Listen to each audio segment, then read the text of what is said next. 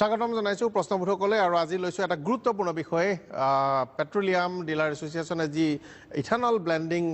যি বিষয়টোক লৈ প্ৰশ্ন উপস্থাপন কৰিছিল ইথানল মিশ্ৰিত পেট্ৰল 10% ইথানল থাকিব পেট্ৰলত আৰু সেই পেট্ৰল আমি বজাৰত পাম 10 তাৰিখ আজিৰ পৰাই হোৱাৰ কথা আছিল হয়তো কম সময়ৰ ভিতৰতে বজাৰলৈ আহিব আৰু ইয়াৰ উদ্যোগ লৈছে তাৰ দুটা কাৰণ হৈছে প্ৰথমটো কাৰণ হৈছে যে আমাৰ দেশে বিদেশৰ পৰা পেট্ৰল বা পেট্ৰোলিয়াম জাতীয় সামগ্ৰী আমদানি কৰাৰ ফলত আমাৰ যথেষ্ট পৰিমাণে বৈদেশিক মুদ্ৰা 10% যদি কম হয় হ্ৰাস কৰিব পৰা যায় তেনলে যথেষ্ট উপকাৰ হ'ব দ্বিতীয় গুৰুত্বপূৰ্ণ কথা হ'ল যে ই জৈৱ ইন্ধন আৰু জৈৱ ইন্ধন হিচাপে ইয়াত যি কুঁহিয়াৰ বা অন্যান্য সামগ্ৰীসমূহ ব্যৱহাৰ কৰা হয় অসমত বাঁহ ব্যৱহাৰ কৰা হ'ব উৎপাদন কৰিবৰ কাৰণে ফলত স্থানীয় খেতিয়কসকল আৰু ইয়াৰ অৰ্থনীতি উপকৃত হ'ব এই দুটা দৃষ্টিকোণ লৈ আহিছে কিন্তু এতিয়া দুটা বিষয় আহিছে যে ইথানল মিশ্ৰিত পেট্ৰলে গাড়ীৰ আয়ুস কম কৰিব নেকি ইথানল মিশ্ৰিত পেট্ৰলৰ লগত পানী মিশ্ৰিত হ'লে ভৱিষ্যতে এক ভয়ংকৰ বিপদ হ'ব নেকি গাড়ীৰ বা পেট্ৰোলিয়াম ডিলাৰসকলৰ বিপদ হ'ব নেকি এই দুটা বিষয় আলোচনা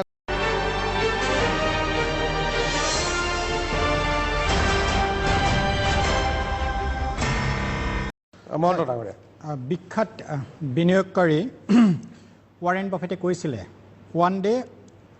oil will be costlier than gold so start saving oil or think alternative অৰ্থাৎ বিকল্প চিন্তা কৰাৰ সময় সমাগত এইটো ভাৰতৰ ক্ষেত্ৰত এই কাৰণে প্ৰযোজ্য হয় ভাৰতে যিখিনি অইল লাগে খনিজ তেল পেট্ৰল এণ্ড ডিজেল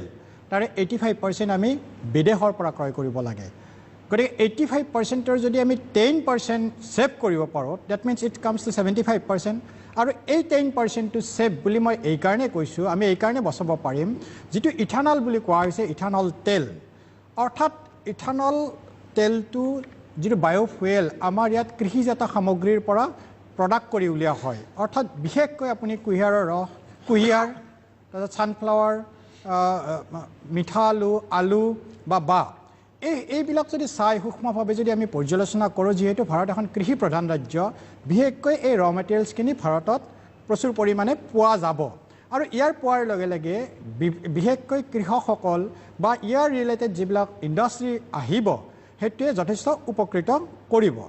এতিয়া আমি যদি আমাক উপকাৰ কৰিব কিন্তু আমি বিচাৰিছো উপকাৰ কৰোঁতে যাতে কোনো অপকাৰ বা ক্ষতি নহয় সেইটো আমি এনচিঅৰ কৰাটো বিচাৰিছো ডেফিনেটলি আৰু সেইকাৰণে কথাবোৰ স্পষ্ট কৰি দিব লাগে এতিয়া চাওক দুটা কথা আহে তাত আমি এটা কথা ইংৰাজীত এষাৰ কথা আছে before U say no somebody already did it আপুনি যদি আজি পৃথিৱীৰ বিশেষকৈ এগ্ৰ বেছ কাণ্ট্ৰিবিলাক চাই যেনেকৈ Brazil Argentina Canada Australia America এই সকলোবিলাক ৰাষ্ট্ৰত নিয়াৰ এবাউট 25% to 30% তেওঁলোকে চিন্তা কৰিছে অলৰেডি দে ডিড ইট 20% গতিকে আমি যদি এনেকুৱা ক্ষেত্ৰত পদক্ষেপ নলওঁ ছেকেণ্ড ইয়ে আৰু এটা কি কৰিব আমাৰ কাৰণে আৰু এটা সমস্যা হয় যিটো প্ৰদূষণ বিশেষকৈ আজি কিছুদিন আগত ৱৰ্ল্ড হেল্থ অৰ্গেনাইজেশ্যনে প্ৰকাশ কৰা এক ৰিপৰ্ট মতে পৃথিৱীৰ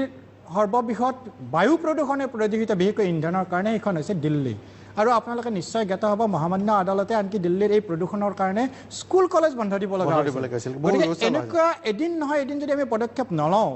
তেতিয়াহ'লেতো ডেফিনেটলি আমি সময়ৰ লগত যাব নোৱাৰিম আৰু ছেকেণ্ড এই বস্তুটোৱে আমাৰ অৰ্থনীতিত কেতিয়াও হেম্পাৰ নকৰে যিটো ডিলাৰ্ছ এছ'চিয়েশ্যনে কৈছে বিশেষকৈ ইয়াত মই শুনিছোঁ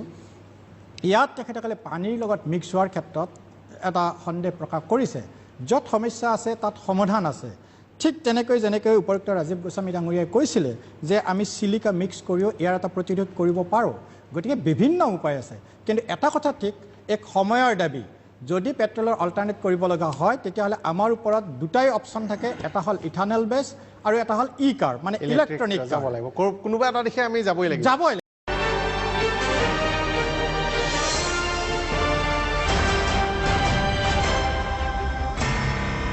মহন্ত ডাঙৰীয়া হয় কিন্তু ধৰক গাড়ীৰ যিটো আছে নতুন গাড়ীৰ ক্ষেত্ৰত এইবিলাক চব চেঞ্জেছ আহি আছে হয় নতুন গাড়ীৰ ক্ষেত্ৰত এটা কথা আমি যিটো পানীৰ কথা কৈ থকা হৈছে এইটো কথাও আমি চিন্তা কৰাৰ প্ৰয়োজনীয়তা আছে ইথানলৰ লগত নহয় পেট্ৰলৰ লগতো কিন্তু পানী মিক্স হোৱাটো কোনো পধ্যে গ্ৰহণযোগ্যতা হ'ব নোৱাৰে গতিকে যদি পানী মিক্স হয় ইথানল মিক্স নকৰিলেও পানী মিক্স হ'ব নোৱাৰে কাৰণ মানে আপুনি যিটো কুৱেশ্যন ইয়াত বাৰ্নিং কুৱেশ্যন হৈ আছে গোটেই সময়খিনিত এই পানীটোক লৈ হৈছে গতিকে যদি ইথানলৰ লগত সেই পানীটো জমা হৈ বা টপটপকৈ পৰিব পাৰে বুলি কৈছে সেই টুপটুপকৈ পৰাটো পেট্ৰলৰ ক্ষেত্ৰতো কিন্তু গ্ৰহণযোগ্যতা নাই সাধাৰণ ধৰ্ম অনুসৰি পানী তললৈ পৰি যাব আৰু তেলটো ওপৰত থাকিব কিন্তু ইথানল থাকিলে পানী আৰু ইথানল মিশ্ৰিত মিহলি হৈ যাব পানীৰ লগত সেইটোৱে পেট্ৰলৰ ক্ষেত্ৰত সুবিধাটো হয় তেল ওপৰত উপঙি থাকিব হয় ডেফিনেটলি এনেকুৱা এটা আৰু যিটো এটা কথা কৈছিলে যে এইখন যেতিয়া পেট্ৰলটো ভৰাই এই পেট্ৰলটোতো আমি গম নাপাম যে এইটো ইথানল বেছ পেট্ৰল নে নৰ্মেল পেট্ৰল এইকাৰণে হয়তো এইটো কথা কোৱা হোৱা নাই বেছড অন যদি আমি প্ৰিভিয়াছ এক্সপিৰিয়েঞ্চ কিছুমান চাওঁ কাৰণে এইটো নহয় যে ইতিমধ্যে আপুনি যদি চাই মহাৰাষ্ট্ৰ নাগপুৰ এনেকুৱা ধৰি বিভিন্ন ভাৰতৰ বিভিন্ন ৰাজ্যত কিন্তু এই ইথানল বেছ গাড়ীবিলাক চলিছে গতিকে যদি ডেফিনেটলি এনেকুৱা এটা সমস্যা আহিলে হয় আজি যেনেকৈ এই বস্তুটো গোটেইখিনি নাহোঁতেই আমাৰ মাজত আমি ডিছকাশ্যন কৰিছোঁ গতিকে তেনেকুৱা ঘটনা পৰিঘটনাও কিন্তু আমাৰ মাজত আহিলে আজি কৈছে কি গোস্বামী ডাঙৰীয়াও কৈছে এই ৰাজীৱ গোস্বামী ডাঙৰীয়াও কৈছে বা ৰূপক দাসেও কৈছে যে কথাবোৰ আমি জানিলে ভাল আমি এতিয়া নাগপুৰত চলি আছে নাগপুৰত যদি 10 বছৰত গাড়ীবোৰ ভাল হৈছে বেয়া হৈছে কি ধৰণৰ পৰিসংখ্যা নিশ্চয় তেনেকুৱা ছাৰ্ভে থাকিব এই কথাবোৰ ক'লে আমি আশ্বস্ত হওঁ কিন্তু আপোনালোকৰ চৰকাৰৰ এইটো এটা দায়িত্ব আছিল নাই ডেফিনেটলি এনেকুৱা নহয় যে চৰকাৰখনে কেতিয়াও এনেকুৱা কাম কৰিব নিবিচাৰে যে জনসাধাৰণক এটা সাধাৰণ বিশেষকৈ মিডিল ক্লাছ যিখিনি ছেকেণ্ড ক্লাছ আমাৰ ইয়াত জেনেৰেলি কিছুমান গভাইট কাম কৰি দিছে 3 বছৰ আমি নিবিচাৰকেও কিছুমান গভাইট কাম কৰিছে যোৱা সময়ত আৰু তাৰ উপৰিও এই ইথানল বেছটো আটাইতকৈ বিশেষকৈ ইকনমিক পইণ্ট অফ ভিউ যদি আপুনি ডিছকাছ কৰোঁ ইয়াত অসমৰ অৰ্থনীতিও বহুখিনি ইয়াত জড়িত হৈ আছে তাৰমানে গোটেই নৰ্থ ইষ্টাৰ্ণ আমাৰ ষ্টেটবিলাকে যদি চাই ভাৰতৰ ভিতৰত 65% বেম্বু প্ৰডিউচ কৰে বা উৎপাদন কৰে গতিকে তাৰমানে এটা ৰ মেটেৰিয়েলছ আমাৰ আছে ছেকেণ্ড যদি চাই পৃথিৱীৰ ভিতৰত দ্বিতীয় শ্ৰেণী উৎপাদনকাৰী দেশ কিন্তু ভাৰত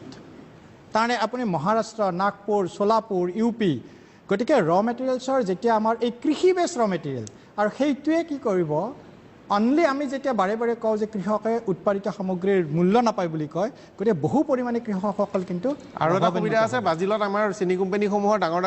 ফেক্টৰী আছে আমি বলৰামপুৰ চুগাৰ হওক ৰেণুকা চুগাৰ হওক তেওঁলোকে বাজিলত ইতিমধ্যে চুগাৰ চেনিৰ বজাৰখনত ডাঙৰ এটা আধিপত্য কৰিছে গতিকে তাৰ পৰা আমি এটা ছাপোৰ্ট পাম মই খালি আৰু এটা কথা এগৰাকী মই তেখেতৰ নামটো পাহৰিলোঁ তেখেতে কৈছিলে উদাহৰণ দিয়াৰ কাৰণে হয়তো ময়ে ব্ৰাজিলৰ কথাটো উদাহৰণ দিয়াৰ কাৰণে তেখেতে কোট কৰিছিল মই এনেকৈ কোৱা নাই মই তেখেতৰো গেটাৰ্থে জনাওঁ যে ব্ৰাজিলত এতিয়া 60 to 80% ব্লেণ্ডিং হৈছে মিক্স হৈছে মই সেইটোৰ উদাহৰণ দিব যোৱা নাই এক্সেপশ্যনেলটো কোৱা নাই মই কৈছোঁ কি পৃথিৱীৰ যিমান আপুনি অলপ কনচিয়াছ কাণ্ট্ৰি আছে বিশেষকৈ ডেভেলপ কাণ্ট্ৰি চবতে অলৰেডি 20% হৈয়ে গৈছে ইয়াত পেনেলত থকা কোনেও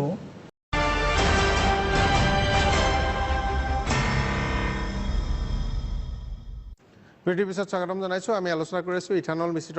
পেট্ৰল আৰু ইয়াৰ পৰা কেনেধৰণৰ বিপদ হ'ব পাৰে ইয়াৰ পৰা কি সুবিধা হ'ব পাৰে সমগ্ৰ বিষয় সেইখিনি আমি চাব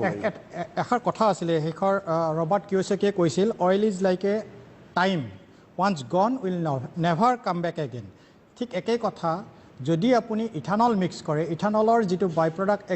মানে কৃষিজাত সামগ্ৰীৰ পৰা আহে এই সামগ্ৰীটো কিন্তু আমি বছৰ ধৰি প্ৰডাকশ্যন বঢ়াই থাকিব পাৰোঁ গতিকে এইটোৱে কেতিয়াও শেষ হৈ নাযায় এই যেনেকৈ কুঁহিয়াৰৰ পৰা আৰম্ভ হয় এতিয়া বৰ্তমান কুঁহিয়াৰৰ পৰা হৈছে দ্বিতীয়তে মই নাভাবোঁ যদি ইথানল যিটো মিক্স সেইটো নট অনলি পেট্ৰল এইটো ক্ৰুড অইলৰ লগত কৰা হ'ব হয়তো এটিএফো হ'ব পাৰে এয়াৰ টাৰ্বাইন ফুয়েলৰ লগত হ'ব পাৰে গতিকে মই নাভাবোঁ এই মাৰ্কেটিং কোম্পানীবিলাকে IOCয়ে কওক বা BPCLয়ে কওক তেখেতসকলে 1% ৰিস্ক ল'ব এই এটিএফৰ ক্ষেত্ৰত যিটো আপোনাৰ ফ্লাইটত ব্যৱহাৰ কৰা হয় গতিকে তেনেকুৱা ধৰণৰ নিশ্চয় নাহে আৰু ছেকেণ্ড যিবিলাক ইতিমধ্যে